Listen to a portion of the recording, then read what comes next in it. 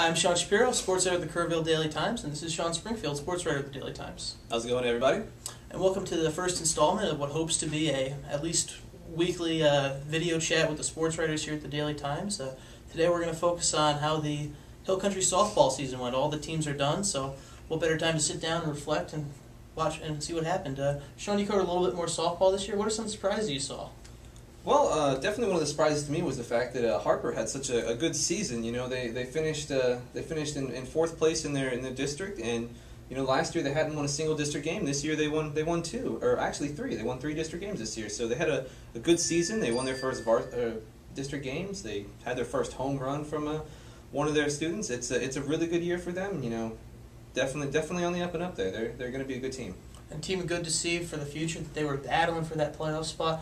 Not all the way exactly down to the wire, but pretty close to staying with it, battling with Comfort in District A-2A, and staying in District A-2A, you look at Comfort, a team that won a playoff game. Yeah, Comfort won their first playoff game.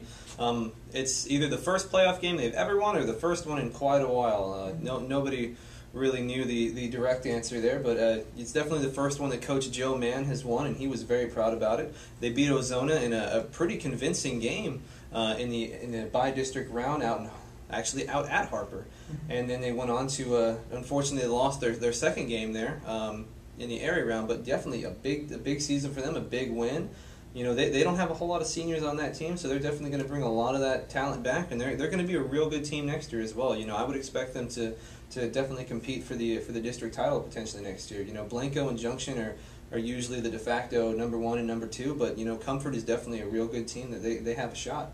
Yeah, and Comfort's a team also. Well, they'll lose a little bit of the competition. Where Harper's moving down to 1A next year, and that might be good for Harper. Even though they're moving in, granted they're moving into a tough softball district. They're joining Medina and Centerpoint. They are. That'll actually be a lot of fun. You know, of course, Centerpoint this year finished up the District 29A undefeated. Really good regular season for them, and unfortunately they had a little hiccup there in the playoffs. You know, against.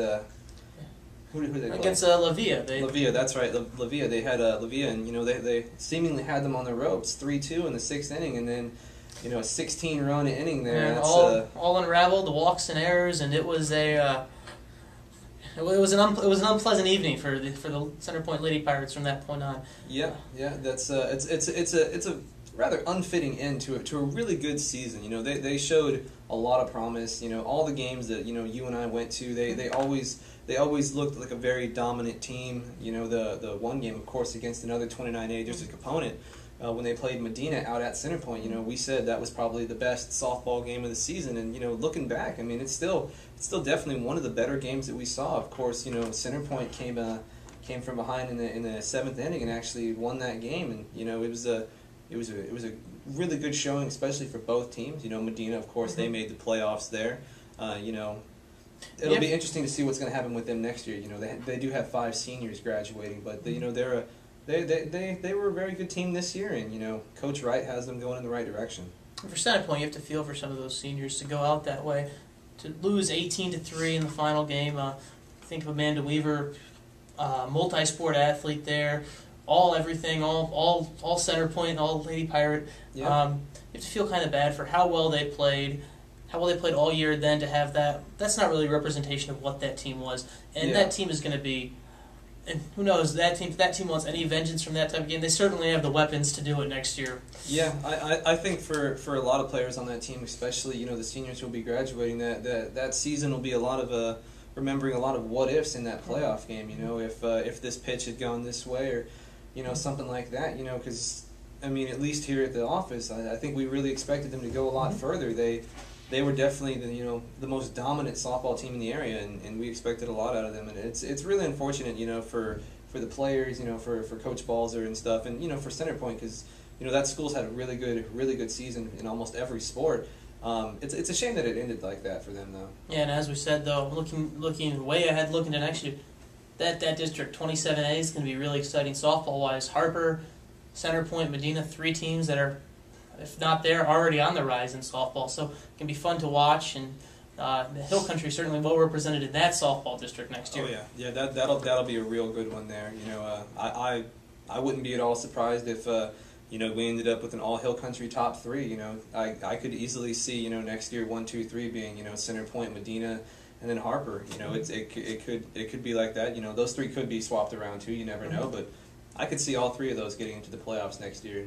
Wouldn't surprise me at all. We talked about Coach Balzer. His wife is also the softball coach over at Tivy, and they had a tough year this year. Tivy, they only won 2 games. They won their 1 district game. They were a young team though. They only had the 1 senior, and a lot of kids were forced to step up. The juniors were forced to be seniors. Freshmen were forced to play against varsity, and compete well. And it's one of those things. Their team was in a tough situation, and they didn't really get much back for the effort they put in, unfortunately, on the scoreboard.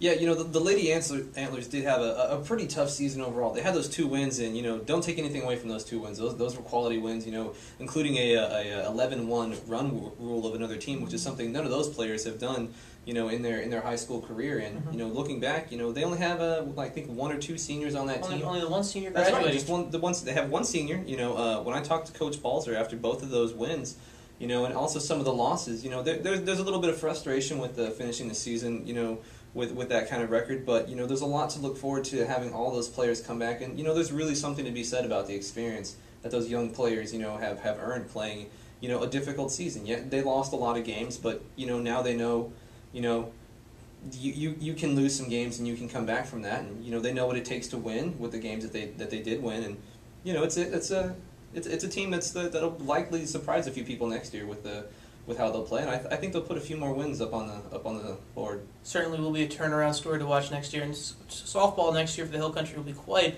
loaded with storylines. We talked about the District 27A being loaded with the 3 local teams. Tivy looking for the turnaround.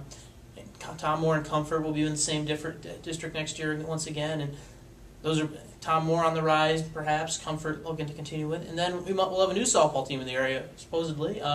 Apparently, Our Lady of the Hills hopefully will be able to field the softball team next year. Yeah, that'll be really good to see. If any indication that we've seen from other OLH sports with how well they've played baseball, how well they've played, the 6-man football, girls basketball, boys basketball. If that's any indication of the level of talent that we'll see from the softball team there, it should be a really good, really interesting season for them next year. And like you said, for Ingram, I think that's definitely a team that could be on the rise. They had a real tough season this year. They didn't win any games. They're losing their starting first baseman and senior to graduation, but there's a lot of young talent on that team. There's quite a few freshmen and sophomores who played really big roles this season, and I think those players will come back next year, and same thing as Tivy. The experiences they had this year will really help them next year, and I think they'll do a lot better. I don't know if they'll have turn it around to where all of a sudden they're district champs, but I think they'll definitely put up a good show. Yeah, certainly something to watch for next year, and thanks for joining us. Next time coming up soon, we'll go over what state meet and track this weekend in Austin, and we'll recap that, see if anyone won state titles from the area, and then we'll also look over baseball season before we wait for Comfort Baseball to hopefully keep pushing their run, and then we'll get into that. All right, take care, everyone.